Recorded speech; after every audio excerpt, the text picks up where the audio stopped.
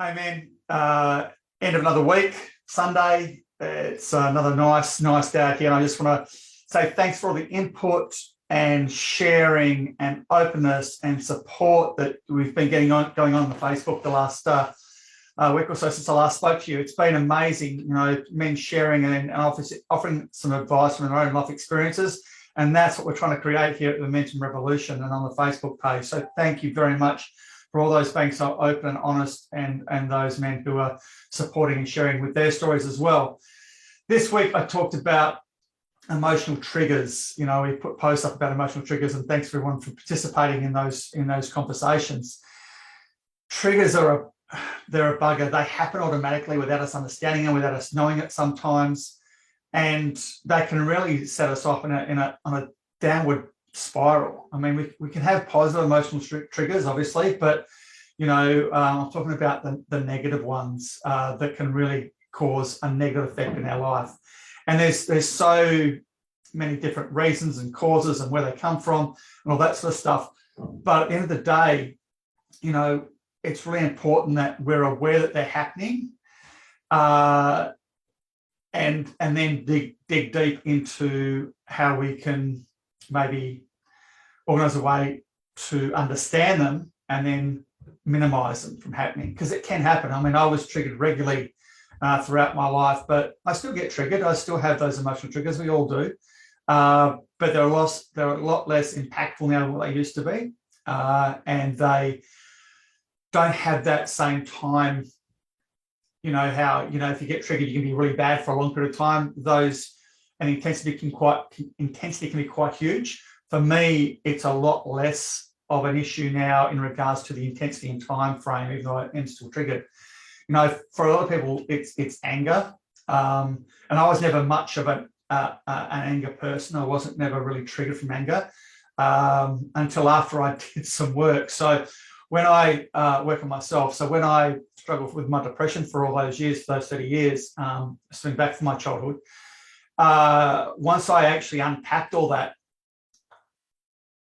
I then had a period of about 6 or 8 weeks where I was just euphoric. I was in this massive high. But then I realized that the story about my child abuse wasn't part of me. It was different. It happened to me, but it wasn't me. Whereas I'd lived as part of who I was, and I had to separate that. And I had to control my entire life of what people may have thought about me or see who they saw. And so once I took that part of me away, I'd lost who I was. And I was out the front one day doing some whippersnippering. And as it turns out, the cord for the whippersnipper was too thick. It was fucking up all the time and it just kept snapping. And I just had to keep reloading it. And I was doing my hair and I exploded, absolutely exploded. And I never lose my cool about that sort of stuff. You effing kind of a fucking thing, you fucking. And I was going off my trolley. Lucky we don't live in anywhere where there's people too close. But my wife came out and said, "What the hell are you doing? What's going on? It's just a whippersnipper. This effing thing won't fucking work, and I'm fucking right." I just exploded, and I got to speak to a really close friend of mine that week I was doing my life coaching course at the time, and she was my mentor for that particular month, and it boiled down to we had to work through it, and the loss of control was the loss of this rage and anger that came out of me was because I had no control over it. And I controlled my life and controlled what people saw and who they saw for my entire life, because I didn't want them to see the Brett that was underneath, the Brett that I thought was a failure and a fraud. It was a fuck up. It wasn't really worth anything. So I controlled my life by wearing my mask and not allowing people to see who I truly was. And because I'd lost control I didn't know who I was, I lost control of everything because I'd given that part of myself away. I just had no control over anything. And that was a big realization for me. And so that was one time I really exploded for no real reason. The other triggers that I've had, and I mentioned that probably during the week, was in the post, is my triggers are that people challenge you that you know what you're doing, or that you're good enough, or that you're, if someone says something negative, then it's a downward spiral. It's like, yeah, right, I'm a worthless piece of shit. Yes, I'm not worth anything. And then you just start questioning who you are and what you do and everything about your life. And for me, that was this downward spiral into my depression, and it had hit. And so I'd be further in this cycle of some, and even if people didn't say anything and mean anything by what they said, it was how I interpreted it.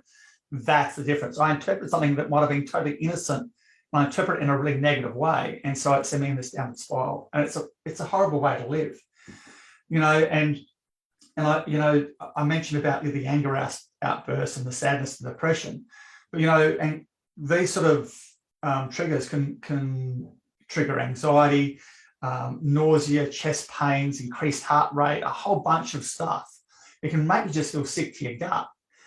And it's really important to understand that where these triggers come from. From me, I knew it was my self-worth. My self-worth was poor, and as a result, these downward spirals into depression and sadness was a result of me not believing I was worthy enough or good enough or anything, like that I was basically a failure and a fraud and worthless piece of shit. That's basically what I thought of myself. Deep down inside, I was really honest with myself.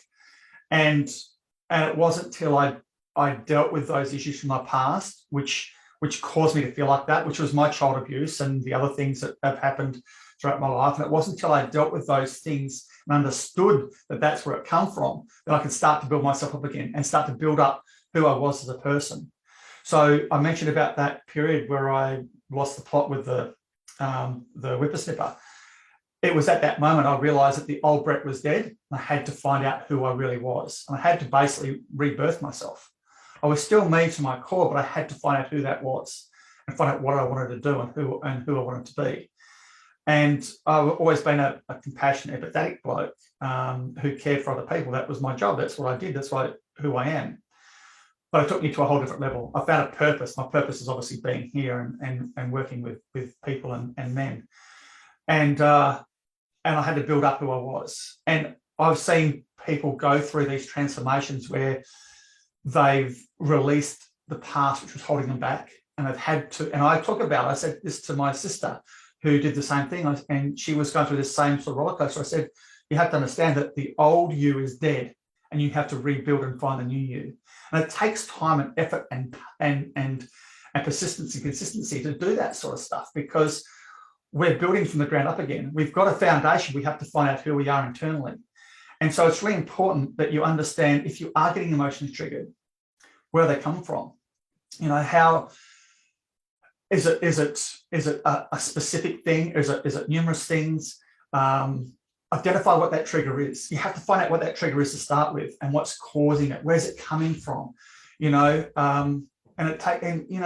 Talk to people, sit down, have a chat, and try and figure out what it is, and understand what your response is. How do you respond? Do you get angry, sad, frustrated? Do you get overwhelmed? Do you get jealous? There's all these different physical signs, like I mentioned before, about increased heart rate, feeling sick in the stomach, anxiety. And then, go back and find out where that trigger started from. Is it from that self-belief? Is it from a thing from the past? Is it something happens over and over again? Is it a repeat cycle that happens time and time again? And triggers, that's what they are. They're repeated cycles. And it's really important that you find out where that trigger comes from, because if you can get that trigger and understand it and get it under control, all of a sudden you're starting to build yourself up from the inside out and starting to build that you. But you have to deal with it. I honestly believe, this is my opinion, I honestly believe that you have to understand where your trigger comes from and then deal with that trigger.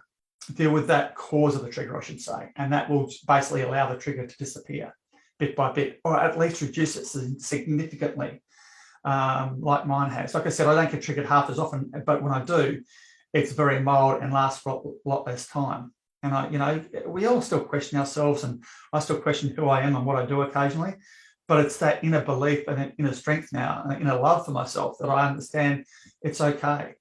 And I know a lot of the men, especially I've spoken to a couple in the last couple of weeks, who are really struggling internally. It's okay to struggle. We all do. It's what you do with that struggle and how you deal with it.